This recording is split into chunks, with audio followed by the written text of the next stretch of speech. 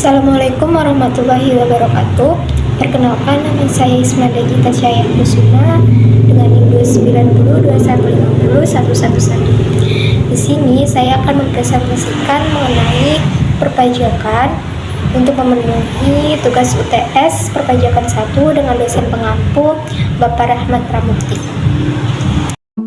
Nama saya Ismanda Gita Cahaya Kusuma dengan NIM 29021501111. Saya dari Prodi Akuntansi Reguler Plus semester 3. Fungsi pajak bagi kita sebagai wajib pajak atau masyarakat. Sebagai warga negara, kita tidak akan terlepas dari yang namanya membayar pajak, mulai dari kendaraan bermotor, tanah dan bangunan, hingga barang yang dibeli, itu semua tergolong dalam kewajiban pajak. Bentuk pajak memang bermacam-macam dan mungkin akan terkesan membebani. Namun, jangan salah, pajak ini mampu membawa dampak yang besar bagi masyarakat dan juga negara.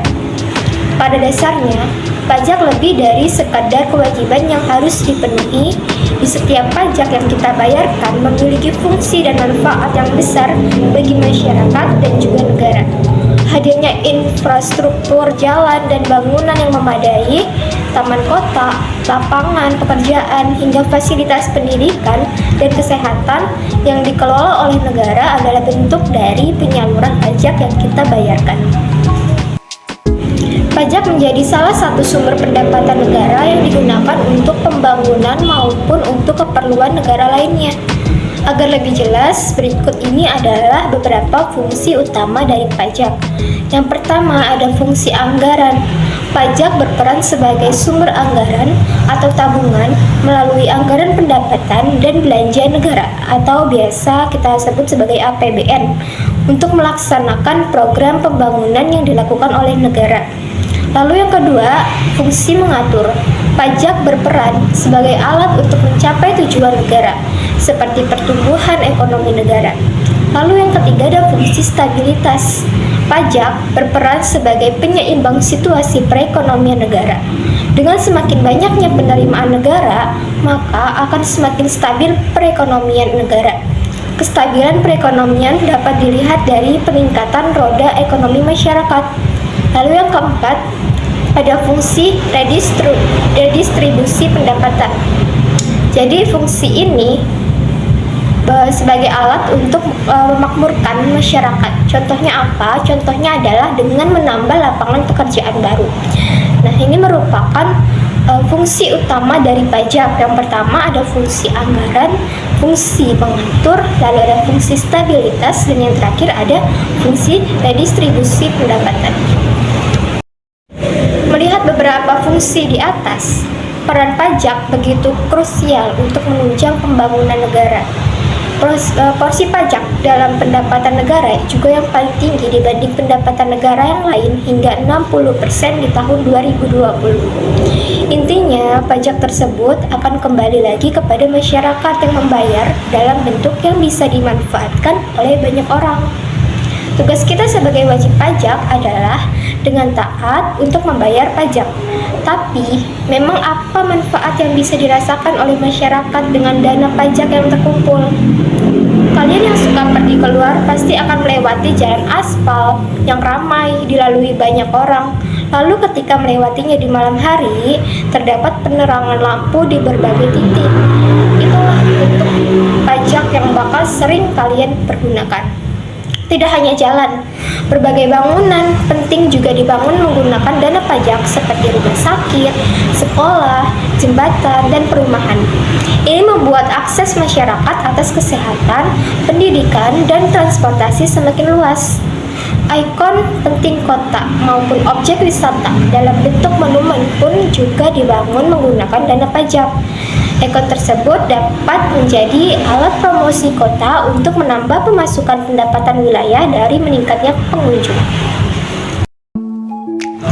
Dana pajak dapat digunakan untuk membantu dalam kegiatan perekonomian masyarakat. Contohnya seperti pengadaan subsidi bahan bakar yang tentu akan meringankan beban biaya yang ditanggung oleh pengusaha maupun ketika digunakan oleh masyarakat umum. Selain itu, dana pajak dapat digunakan untuk membiayai pengeluaran yang memberikan keuntungan ekonomis bagi masyarakat. Contohnya, pengeluaran untuk pengairan dan pertanian. Yang tak kalah penting, pajak digunakan untuk membantu pembiayaan dalam menjaga pertahanan negara ataupun ketika menghadapi perang, contohnya melalui gaji pegawai tenaga pertahanan hingga pembelian alat persenjataan dan kendaraan tempur. Itulah berbagai manfaat pajak yang dapat dirasakan oleh masyarakat. Pajak memiliki peran yang begitu penting bagi kemajuan bangsa dan negara. Oleh karena itu, kita sebagai wajib pajak perlu untuk membudayakan membayar pajak sesuai dengan aturan perpajakan yang berlaku. Apabila kita taat membayar pajak, maka berbagai manfaat yang telah disebutkan sebelumnya mampu terlaksana dengan baik. Selanjutnya ada pandangan tentang pajak ke depannya. Seperti halnya negara demokrasi yang menyebutkan bahwa pemerintah dari, oleh, dan untuk rakyat. Begitu pula dengan pajak. Bisa dikatakan bahwa pajak berasal dari, oleh, dan untuk rakyat sendiri. Maksud dari hal tersebut yaitu penghasilan atau anggaran dana suatu negara berasal dari rakyat yang dilakukan melalui pemungutan pajak atau berasal dari kekayaan alam yang terdapat dalam negara tersebut yang harus dibayar oleh rakyat atau juga disebut sebagai peralihan kekayaan dari pihak rakyat ke kas negara yang digunakan untuk membiayai kepentingan pemerintah dan kesejahteraan rakyat umum. Di Indonesia, pajak merupakan kewajiban yang harus dibayarkan oleh setiap warga negara yang telah memenuhi syarat subjektif dan objektif untuk membayar pajak. Kewajiban membayar pajak sendiri tercantum dalam pasal 23A Undang-Undang Dasar 1945 yang bunyinya pajak dan pungutan lain yang bersifat memaksa untuk keperluan negara diatur dengan undang-undang. Selain itu, di Indonesia pajak memiliki posisi yang paling penting. Selain itu, untuk membiayai kepentingan dan kesejahteraan masyarakat, pajak merupakan penopang terbesar APBN di negara Indonesia.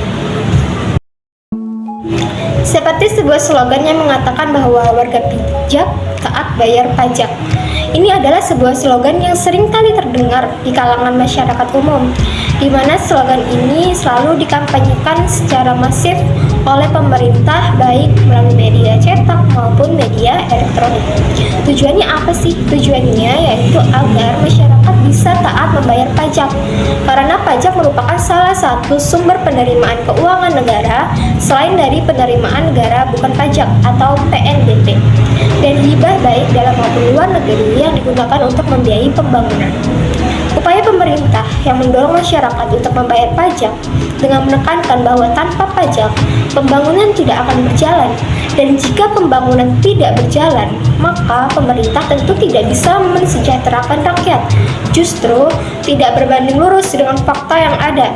Jadi dengan tidak membayar pajak maka pembangunan di Indonesia tidak akan berjalan dengan baik, apalagi di Indonesia pembangunannya masih sangat minim dibandingkan dengan negara lain. Namun saat ini, banyaknya masyarakat yang belum taat membayar pajak disebabkan karena minimnya informasi masyarakat mengenai manfaat dari pajak itu sendiri. Adapun manfaat dari adanya pajak bagi negara yaitu membiayai pengeluaran-pengeluaran negara seperti pengeluaran yang bersifat self-liquidating. Contohnya pengeluaran untuk proyek produktif barang ekspor. Membiayai pengeluaran reproduktif seperti pengeluaran yang memberikan keuntungan ekonomis bagi masyarakat. Contohnya apa? Contohnya itu pengeluaran untuk pengairan dan pertanian. Lalu membiayai pengeluaran yang bersifat tidak self-liquidating dan tidak reproduktif. Contohnya adalah pengeluaran untuk pendirian monumen dan objek rekreasi. Membiayai pengeluaran yang tidak reproduktif, contohnya itu pengeluaran yang tidak membiayai pertahanan negara atau perang. Dan untuk pengeluaran untuk penghematan di masa yang akan datang, yaitu pengeluaran untuk anak yatim piatu. Jadi dengan taat membayar pajak, Manfaat yang bisa masyarakat terima yaitu yang pertama, fasilitas umum dan infrastruktur seperti jalan raya, jembatan, sekolah, dan rumah sakit. Pertahanan dan keamanan seperti bangunan senjata, perumahan hingga gaji karyawan, subsidi pangan dan bahan bakar minyak, kelestarian lingkungan hidup dan budaya, dana pemilu, pengembangan alat transportasi massa, dan lain-lain. Jadi, mulai sekarang sebagai warga negara Indonesia agar taat membayar pajak karena manfaatnya akan sangat berguna bagi semua masyarakat. Selain itu, juga agar bisa membuat Indonesia menjadi lebih maju dari sekarang dengan membayar kewajiban yaitu bayar pajak. Karena ciri-ciri negara maju adalah jika kesadaran masyarakat membayar pajak tinggi. Jadi bisa disimpulkan bahwa pajak tersebut berasal dari rakyat, oleh rakyat, dan untuk kepentingan rakyat sendiri dan juga pemerintah. Bila kedepannya banyak masyarakat yang tidak taat membayar pajak, akibatnya pembangunan nasional tidak berjalan lancar, infrastruktur tidak terurus dengan baik, sehingga bangsa kita tidak bisa menjadi bangsa maju. Pajak merupakan sumber dana pembangunan nasional bangsa. Dari pengertian ini kita bisa langsung tahu apa akibatnya jika tidak membayar pajak. Oleh sebab itu, kita sebagai masyarakat harus mendukung pembangunan nasional yang dilakukan pemerintah dengan membayar pajak sesuai ketentuan dan tepat waktu sehingga pembangunan nasional pun berjalan lancar. Lalu selanjutnya reformasi pajak bagaimana sih ke depannya? Pandemi yang melanda Indonesia akhir-akhir ini tak kaya menimbulkan dampak negatif di berbagai faktor. Kurang lebih 2 tahun sudah pandemi berjalan di negara ini. Demi menutup lubang di sana-sini, pemerintah melakukan refocusing anggaran negara. Kebutuhan belanja tetap atau bahkan bertambah, tetapi sumber penerimaan berkurang. Di sini peran pajak sebagai kontributor terbesar penerimaan negara diuji untuk dapat fleksibel dan adaptif. Penerimaan pajak bekerja keras membiayai berbagai subsidi serta bantuan yang diberikan kepada masyarakat di kala pandemi ini. Berkaca dari pengalaman pandemi 2 tahun ke belakang, sudah selayaknya kita menyadari pentingnya pajak bagi jalannya negara. Lantas bagaimana reformasi pajak ke depannya? Perpajakan di berbagai negara pasti mengalami reformasi demi penyesuaikan dengan perkembangan zaman dan kebutuhan negara. Menurut Menteri Keuangan Sri Mulyani, perpajakan di Indonesia telah mengalami 4 kali periode reformasi demi membangun fondasi perpajakan dan perekonomian yang kuat. Periode pertama reformasi dimulai tahun 1983 yang mengubah mekanisme pemenuhan kewajiban perpajakan di Indonesia dari official assessment ke self-assessment. Perubahan ini merupakan memberi kesempatan bagi masyarakat untuk berpartisipasi secara langsung dalam iklim perpajakan di Indonesia. Periode kedua berjalan pada rentang 2002 hingga 2008. Salah satu wujud reformasi pada periode ini adalah pembentukan kantor wilayah DJP serta segmentasi kantor pelayanan pajak atau KPP untuk memudahkan pelayanan dan pengawasan wajib pajak. Kemudian periode ketiga berjalan pada rentang 2009 hingga 2016 yang berfokus pada kemudahan berusaha untuk memperbaiki kondisi perekonomian pasca krisis finansial global. Pada periode ini, pemerintah menerbitkan berbagai kebijakan seperti Peraturan Pemerintah Nomor 46 Tahun 2013 yang isinya mengatur PPh final 1% untuk wajib pajak dengan peredaran bruto tertentu, serta pengampunan pajak atau tax amnesty jilid 1.